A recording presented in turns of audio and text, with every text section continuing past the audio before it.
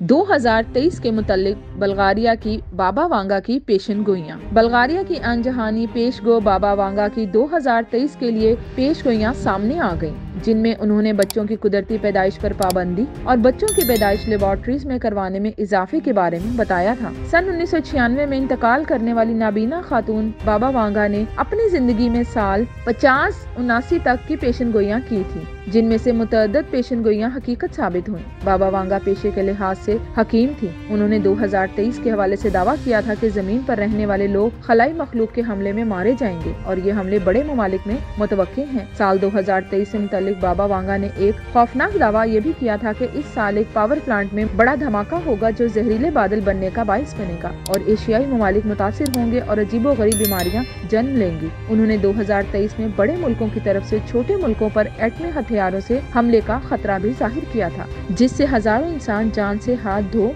बैठेंगे।